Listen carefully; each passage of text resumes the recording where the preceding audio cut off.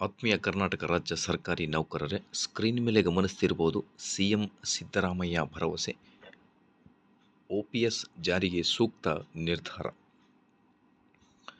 ಹೊಸ ಪಿಂಚಣಿ ಯೋಜನೆ ರದ್ದುಗೊಳಿಸಿ ಹಳೆ ಪಿಂಚಣಿ ಯೋಜನೆ ಮರುಜಾರಿಗೆ ರಾಜ್ಯ ಸರ್ಕಾರ ಬದ್ಧವಾಗಿದ್ದು, ಅಧ್ಯಯನ ಸಮಿತಿಯ ವರದಿ ಬಂದ ತಕ್ಷಣ ಸೂಕ್ತ ನಿರ್ಧಾರ ಕೈಗೊಳ್ಳುವುದಾಗಿ ಸಿಎಂ ಸಿದ್ದರಾಮಯ್ಯ ಸರ್ಕಾರಿ ನೌಕರರಿಗೆ ಭರವಸೆಯನ್ನು ನೀಡಿದ್ದಾರೆ. ವೇತನ ಪರಿಷ್ಕರಣೆ ಮಾಡಿದ್ದಕ್ಕಾಗಿ ರಾಜ್ಯ ಸರ್ಕಾರಿ ನೌಕರರ ಸಂಘ ಶನಿವಾರ ಅರಮನೆ ಮೈದಾನದಲ್ಲಿ ಆಯೋಜಿಸಿದ್ದ ನಮ್ಮ ಭೀಮನದ ಅಭಿನಂದನೆ ಸಮಾರಂಭದಲ್ಲಿ ಸನ್ಮಾನ ಸ್ವೀಕರಿಸಿ ಸಿಎಂ ಮಾತನಾಡಿದರು. OPS ಜಾರಿ ಸಂಬಂಧ ಅಧ್ಯಯನಕ್ಕಾಗಿ ಸಮಿತಿ ರಚಿಸಲಾಗಿದೆ. ಆದಷ್ಟು ಬೇಗ ವರದಿ ನೀಡುವಂತೆ ಸೂಚಿಸಲಾಗಿದೆ. ವರದಿ ಕೈ ಸೇರಿದ ತಕ್ಷಣ ನಿರ್ಧಾರ ತೆಗೆದುಕೊಳ್ಳಲಾಗುವುದು.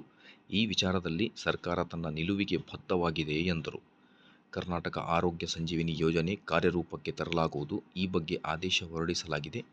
ಪದವೀಧರ ಶಿಕ್ಷಕರ ವೇತನ ಸಮಸ್ಯೆ ಮತ್ತು ಪ್ರಾಥಮಿಕ ಶಿಕ್ಷಕರ ನೇಮಕಾತಿ ಅನ್ಯಾಯ ಸರಿಪಡಿಸಲು ಕ್ರಮ ತೆಗೆದುಕೊಳ್ಳಲಾಗುವುದು.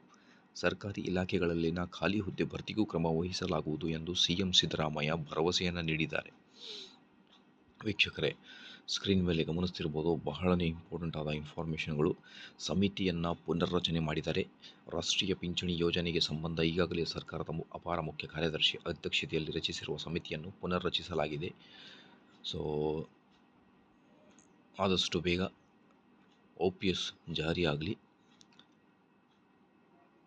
ರಾಜ್ಯಾಧ್ಯಕ್ಷರಾದ CS ಷಡಾಕ್ಷರಿ ಅವರು ನೀಡಿರುವ ಮಾಹಿತಿಯ ಪ್ರಕಾರ ಸರ್ಕಾರಿ ನೌಕರರ ಸಂಘದ ಬೇಡಿಕೆಗಳನ್ನು ಹಂತ ಹಂತವಾಗಿ ಈಡೇರಿಸುವ ಕೆಲಸವನ್ನು ರಾಜ್ಯ ಸರ್ಕಾರ ಮಾಡುತ್ತಿದೆ.